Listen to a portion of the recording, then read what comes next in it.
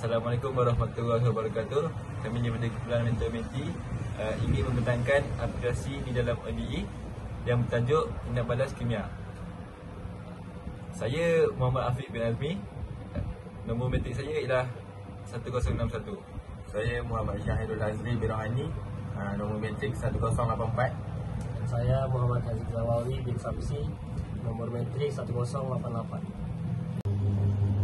Assalamualaikum dan salam sejahtera. Nama saya Muhammad Afiq bin Azmi dan hari ini saya akan memperkenalkan satu topik penting dalam bidang matematik, khususnya dalam kalkulus di dalam kejuruteraan, iaitu Ordinary Differential Equation atau singkatannya ODE. Okey, apakah itu Ordinary Differential Equation ataupun ODE? Secara ringkasnya, ODE ialah persamaan yang melibatkan satu atau lebih turunan derivatif fungsi yang tidak diketahui berkenaan satu pemboleh ubah bebas. Dalam konteks ODE ini, perkataan ordinary merujuk kepada fakta bahawa hanya terdapat satu pemboleh ubah bebas. Berbeza dengan perkataan partial differential equation yang melibatkan dua atau lebih. Okey, seterusnya kita akan masuk kepada isi kandungan. Baiklah. Pada muka pertama, saya akan menerangkan tentang pengenalan. Pada muka kedua, saya juga akan menerangkan kadar tindak balas kimia. Dan seterusnya muka ketiga ialah soalan aplikasi. Muka surat keempat hingga ketujuh merupakan langkah penyelesaian. Bagi muka surat ke-8, kami akan memaparkan graf kadar tindak balas yang pertama. Bagi muka surat 9 pula, kami akan menunjukkan eksperimen yang dijalankan yang berkaitan dengan ODE ini. Dan muka surat yang terakhir, muka surat 10, merupakan sumber rujukan yang kami peroleh daripada hasil kajian kami ini. Baiklah, seterusnya saya akan menerangkan tentang kadar tindak balas kimia yang berkaitan dengan ODE ini. Baiklah, dalam bidang kimia, kadar tindak balas merujuk kepada kelajuan perubahan kepekatan bahan tindak balas ataupun hasil dalam sesuatu tindak balas kimia. Kadar ini boleh dipengaruhi oleh pelbagai faktor, antaranya suhu, kepekatan, luas permukaan dan mangkin. Jadi ada 4 faktor. Okey. Persamaan pembezaan iaitu ODE ini dapat digunakan untuk memodelkan perubahan kepekatan bahan mengikut masa. Seperti yang terpapar di dalam slide ini, tindak balas kimia yang berkaitan dengan ODE boleh dicari menggunakan formula ini, iaitu dA per dt sama dengan negatif KA, di mana dA per dt itu berkadar terus dengan A. A tersebut merupakan kepekatan sesuatu bahan kimia tersebut, manakala K pula merupakan perkali yang perlu kita cari ataupun perkali yang sudah ditetapkan nilainya. Okey, baiklah, seterusnya saya akan terangkan tentang soalan aplikasi yang telah kami buat setelah 2 minggu. Okey, baiklah. Soalannya begini. Dalam satu tindak balas kimia, kepekatan bahan A berkurang mengikut hukum kadar pertama, di mana kadar perubahan kepekatan adalah berkadar terus dengan kepekatannya sendiri. Baiklah, pada awalnya kepekatan bahan A ialah 0.8 mol per liter. Selepas 10 minit, kepekatannya menurun kepada 0.5 mol per liter. Jadi, berapakah kepekatan bahan tersebut selepas 10 minit seterusnya? Ataupun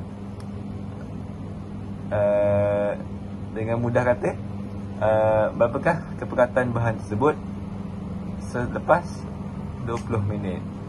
Okay. Baik, pada slide ini saya akan menerangkan tentang langkah penyelesaian, iaitu menyelesaikan ODE. Baik, kita mulakan dengan langkah pertama, iaitu menyelesaikan persamaan perbezaan. Kita diberi persamaan dA per dt sama dengan negatif KA. Ini adalah bentuk persamaan kadar bagi tindak balas pertama.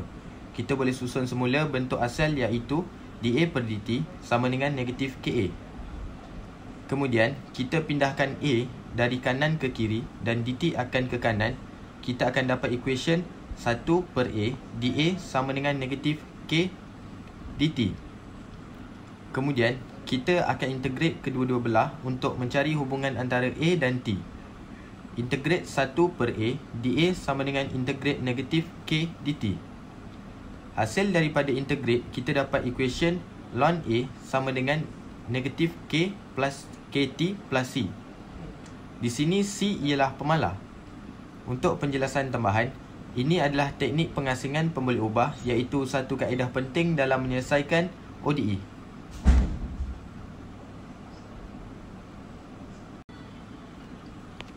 Selepas kita dapat equation tadi, kita gunakan law of exponent di mana tambah akan menjadi darab, sama seperti bahagi akan menjadi tolak. Dan kita akan gantikan EC dengan A, kemudian kita susunkan semula menjadi AE kuasa negatif KT. Daripada soalan kita tahu T sama dengan 0, A sama dengan 0.8. So kita masukkan dalam formula tadi dan kita akan dapat nilai A sama dengan 0.8. Lepas kita dapat tu, kita masukkan dalam equation semula. Selepas kita mendapat nilai A sama dengan 0.8, langkah seterusnya, cara untuk mencari K. Dari soalan juga, kita mendapatkan apabila T sama dengan 10, A sama dengan 0.5. So, kita masukkan dalam formula yang kita dapat tadi. So, 0.5 sama dengan 0.8 E kuasa negatif K darab 10. Kemudian selesaikan satu persatu di mana 0.8 dipindahkan ke kiri menjadi 5 per 8 sama dengan E negatif 10 K. Kemudian pindahkan pula E ke kiri akan menjadi ln. Masukkan dalam kalkulator, ln 5 per 8 akan mendapat jawapan negatif 0.47. Dan negatif 0.47 akan dibahagi dengan negatif 10. Untuk mendapat nilai K, jawapan akhir K ialah 0.047. So, the formula we get is A sama dengan 0.8E kuasa negatif 0.047T. Seterusnya, untuk langkah penyelesaian terakhir, iaitu kita perlu mencari nilai kepekatan selepas 20 minit. Daripada formula yang kita dapat sebentar tadi, iaitu A sama dengan 0.8E kuasa negatif 0.047T. Daripada formula, kita boleh memasukkan T iaitu 20 minit. Dan seterusnya, kita akan mendapat E kuasa negatif 0.94. Seterusnya, apabila kita menekan kalkulator, kita akan mendapatkan nilai E kuasa negatif 0.94 iaitu 0.391. Dan akhir sekali kita perlu mendarabkan dengan 0.8 dan dapatlah kita nilai kepekatan selepas 20 minit iaitu 0.313 mol per liter.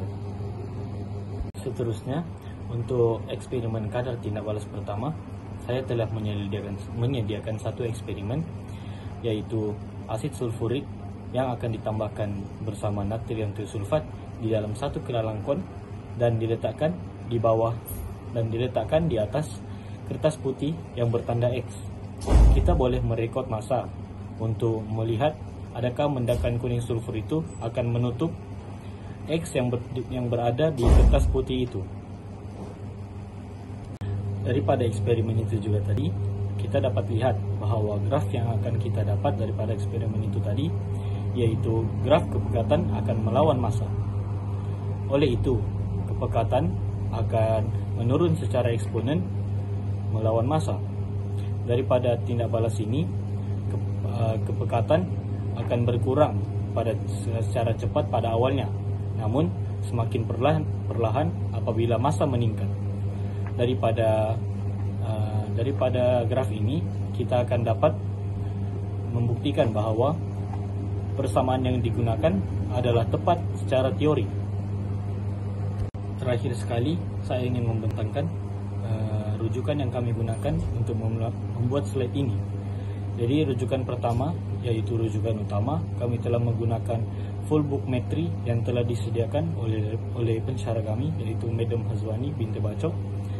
Dan seterusnya saya menggunakan juga buku Chemistry 2 Foundation in Engineering Technology untuk mencari soalan kadar tindak balas ini.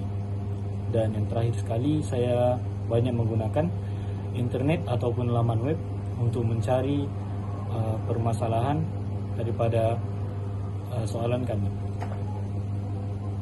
Saya rasa itu sahaja daripada kumpulan kami. Terima kasih.